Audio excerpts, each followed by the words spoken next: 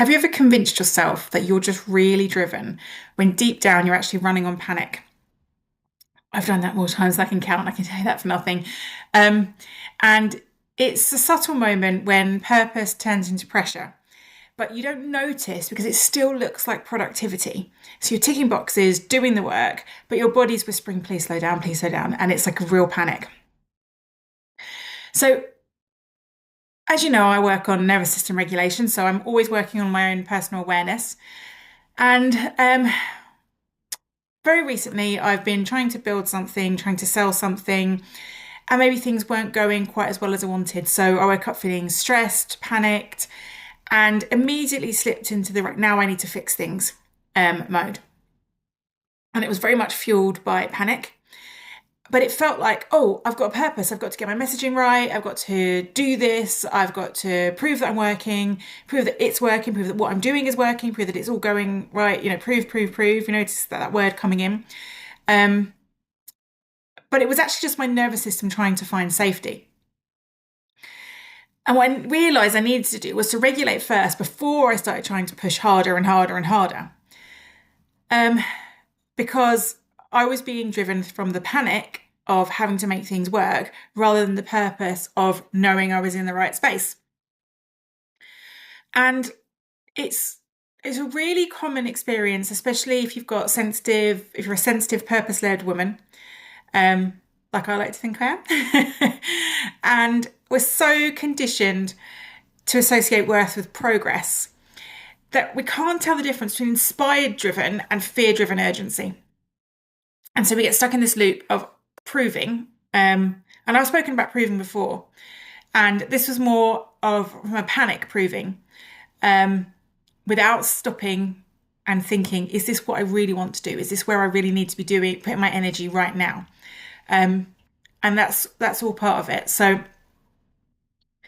the nervous system kind of creates an illusion of urgency in these situations.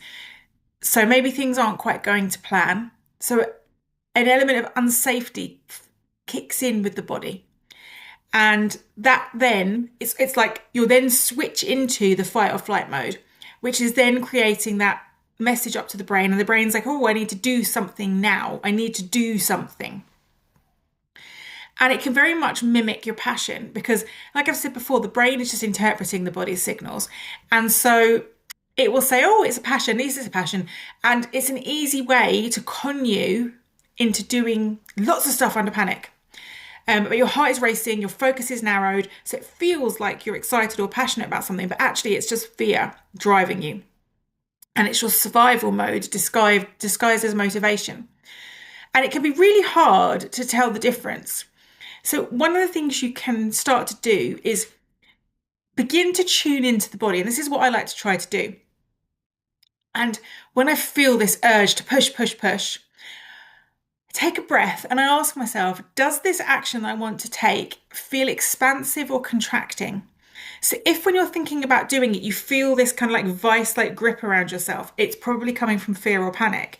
If it feels expansive and like you're growing into it, it's almost certainly from your passion. And so you can start to really sense into that.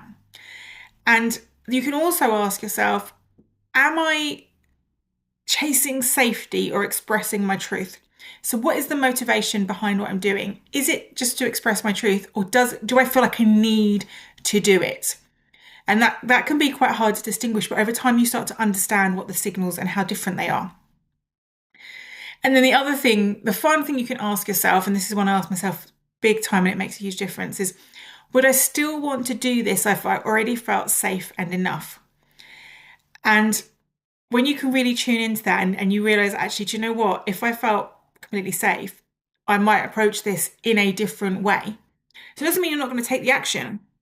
It might mean that you approach it in a different way or you feel a different way about it.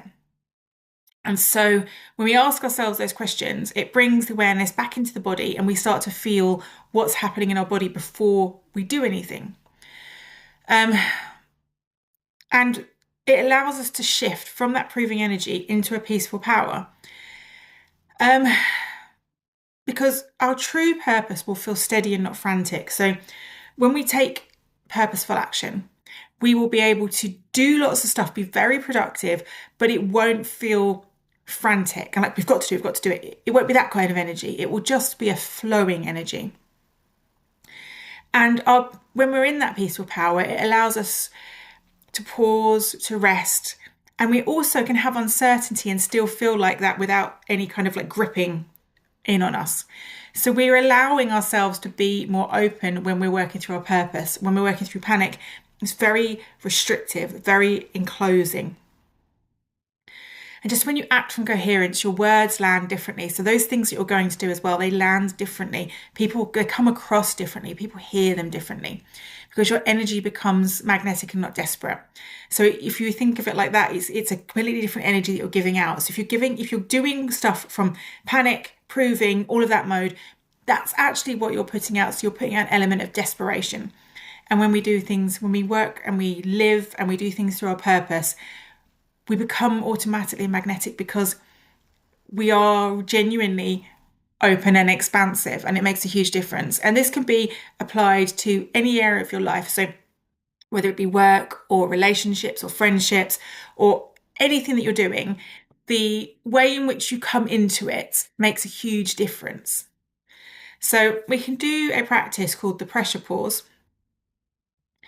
And this is something you can do anytime you feel the push energy. When you feel that urge to just really like proving, I call it the proving energy as well, is to just stop and place one hand on your chest and one on your belly. And breathe in through the nose for 4. So, and just out through the mouth for 6.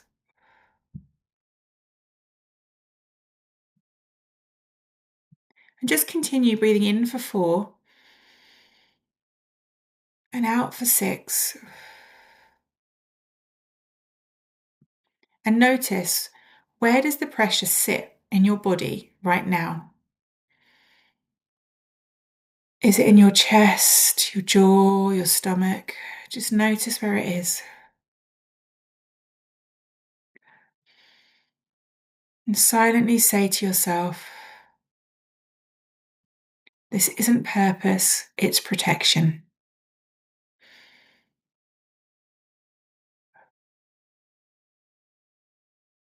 And then you can reframe it by saying to yourself, I can move with peace, not push with panic.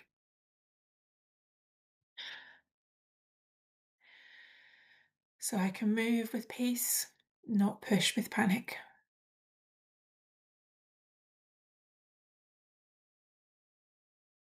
Just a couple more breaths together.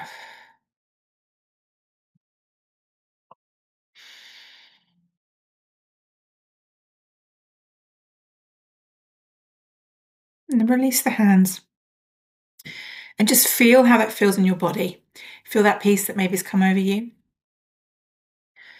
And just know that when you do this, you can remember that purpose doesn't rush you. It meets you where you are. Feel that. So if this resonates with you, remember to like and subscribe so you get more of my stuff.